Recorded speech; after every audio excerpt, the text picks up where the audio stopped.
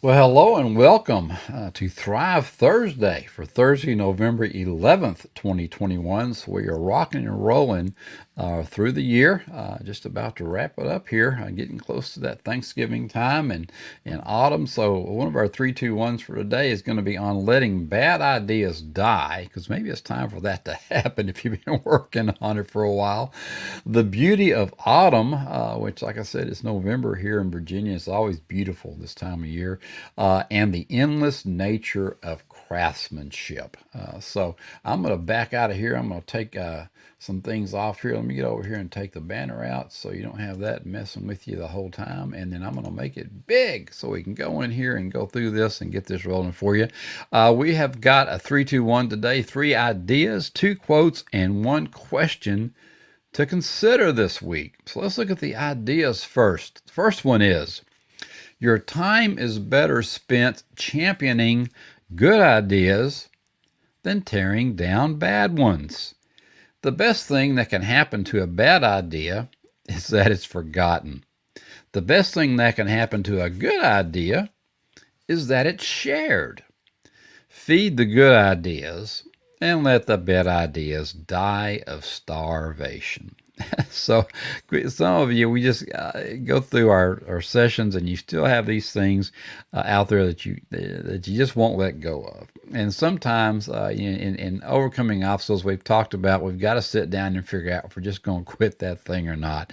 And sometimes the decision's already been made. Maybe you hadn't been informed yet, but the decision has always already been made that that's a bad idea. Yeah, you just need to let that sucker die of starvation and get on down the road. So find the good ideas and champion those. And we don't want to spend more time tearing down the bad ones. Let's just get on with it. Let's find some good things that are going to work, and let's feed those good ideas and let the bad ideas die of starvation. All right, a little bit of Darwinism there, maybe. Number 2, everything is an oversimplification. Well, that's easy for him to say, right? Everything is an oversimplification. Reality is messy and complex. The question is whether it is a useful simplification. Know the limitations of an idea, and you can apply it to great effect, despite the messiness of reality. Now, you might need to think through that one a little bit, but we really did harp on this a lot in overcoming obstacles. And yes, I harp on things, but sometimes you just need to know what the limitations of an idea are, because sometimes, again, the timing is wrong. Sometimes it's just something that you're not able to do, but you have to know the limitations of it, and then you can apply it to great effects, despite the messiness of the reality of it. So just get out there and just understand that reality is messy and complex, and we've got to get this thing figured out the right way, and how we can use simplification in our life to get these things hammered out. So a lot of times, again, we talk about mini goals. We talk about different ways just to quit making things so difficult in our life. And a lot of it is the fact that we just overschedule ourselves. And that's when reality really becomes messy and complex, because you've overscheduled yourself. You're tearing yourself down. You're not allowing yourself to be successful because you've just overburdened a reality. And the subconscious is taking note of this, and it's going to come back and get you. So let's know the limitations of an idea, and let's get on with it and apply the limitations so that you can get on with your life despite the messiness of reality. All right, number 3. We often make choices based on immediate outcomes. Has anybody heard of the immediate gratification concept? Now, what can I do to experience a little joy in the next 30 minutes? That's what we want to know. And what can I accomplish in the next hour? Right? I mean, that's what we want. We want immediate outcomes. But if you always expect to get a little bit of reward for a little bit of effort, then you often overlooked actions that lead to greater payoffs down the road. The relationship between input and output is rarely linear. The course of action that could provide greater happiness, meaning, or satisfaction in the long run may not make you happy in the next 30 minutes. Okay, this is just getting to work, getting your key actions done, getting your key productive indicators, putting in the sweat equity, putting in the effort. And that's what you have to do to get these things done. And that's why we have our weekly accountability meetings. And that's why we go through these things, because we want to make sure that you've got everything lined up so that you can experience some greater satisfaction down the road. Now, a lot of times you can put in some happiness and get happy in the next 30 minutes if you set those mini goals. Like I said, if you you have to do a bunch of phone calls, and you can just set your goals and say, look, if I get 10 of them done over the next 30 minutes, I'm going to be ecstatic. That's going to be a great mini goal for me. But the bottom line is, don't always think that everything that you do has to have an immediate positive outcome, because life isn't all about joy all the time, right? You got to get to work, you got to make things happen, and set those things up so that you will see the greater payoffs and the greater rewards down the road. Again, we need to understand the relationship between input and output is rarely linear. All right, well, let's look at a couple of quotes from some folks. One is first inventor and writer Ling Yutang on the beauty of autumn. And one of the big things, if you look up Lin, that you'll find out that he was really great at was translating Chinese texts to English so that we can enjoy the knowledge of the Chinese. And one of his great sources was My Country and My People. So you might go up and look at some of his stuff and get through there, and it got quite a list. He ended up being, I think he went to Harvard and I think St. John's, a couple of the schools here in the U.S. But he says, I like spring, but it is too young. I like summer, but it's too proud. So I like best all of autumn, because its leaves are a little yellow, its tone mellower, its colors richer, and it is tinged a little with sorrow and a premonition of death. Its golden richness speaks not of the innocence of spring, nor of the power of summer, but of the mellowness and kindly wisdom of approaching age. It knows the limitations of life and is content. From a knowledge of those limitations and its richness of experience emerges a symphony of colors, richer than all, its green speaking of life and strength, its orange speaking of golden content, and its purple of resignation and death. Now that's one you probably need to read over a couple of times, but it's just the beauty again of autumn. And Jim Rohn talks about the seasons of life a lot, and so I kind of liken it to this quote. You have times in your goals. You have times in your life, and you have springs, and a lot of times in spring it's just too young to you just got started, right?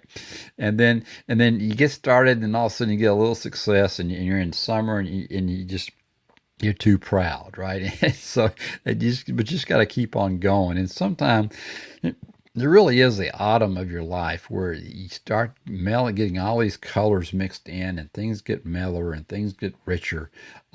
And sometimes you get a little bit of sorrow in there, because there's some things you're coming to an end, and goals coming to an end, or maybe business coming to an end. I know some of my roughest times were when I end up leaving positions or finishing a job, and you just were so it was so much a part of you, and all of a sudden that phase is gone.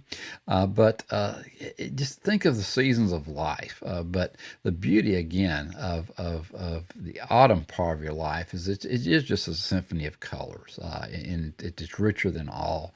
But always, think about the seasons of life as you're going through, because you're going to have those each and every year, and probably each and every goal that you have is going to have a spring, summer, fall, and winter. So think about these things.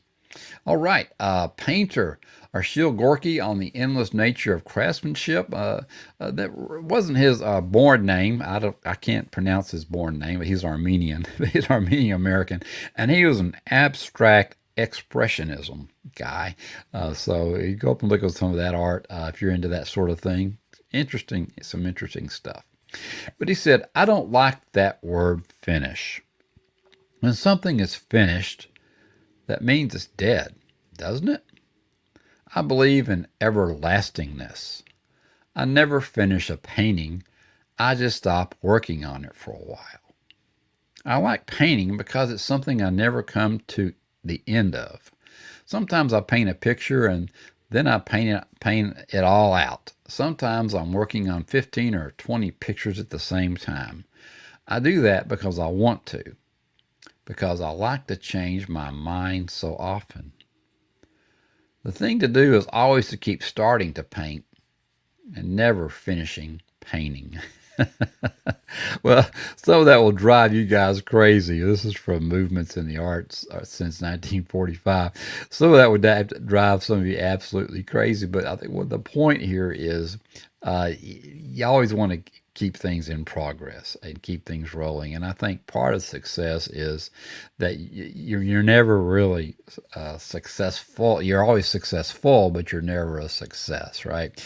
You're always working at it, and you're always helping other people. So the stuff that you gain or you're painting, as you're painting your life, you're able to share that paint and with other people, and you're able to stop your particular journey at some point and help someone else on their journey, so you can move over and help them paint their picture.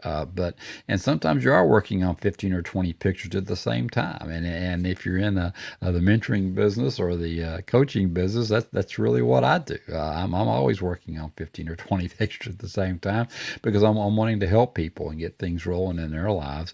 And maybe you've got 15 or 20 different projects in your life, that you've got going, and you just keep adding color and adding life to those things. So the thing to do is always keep starting to paint and never finishing painting, and that really is what's going to keep you young, keep you rolling, and keep you successful. All right, well, here's a couple of questions for you here today. What is the biggest non-work related contribution you can make today? Think about that. We had a weekly challenge this week that was simply to apologize, and maybe that's one of the big non-work related contributions you can make today, is to take a relationship that maybe is a little bit strained and figure out how to make that a better thing. What can you do just to help someone out today? What is something that you could just do around the house that's non-related that really is going to be a contribution to your day? We talk about all the little things that are not done, but let's go back and let's grab some small tasks that could be completed. Let's get the subconscious happy that we actually completed something, right? So break down those big goals into mini goals, and let's see what the biggest non-work related goal is, and how we can maybe set that thing down and make a contribution today. All right, well, I'm going to hop back in here real quick and say goodbye to you, and get things rolling, and let you guys know that, hey, we are here for you. Let me make this a little bit bigger for you. Not that big. I keep messing with my buttons this week. But hang in there.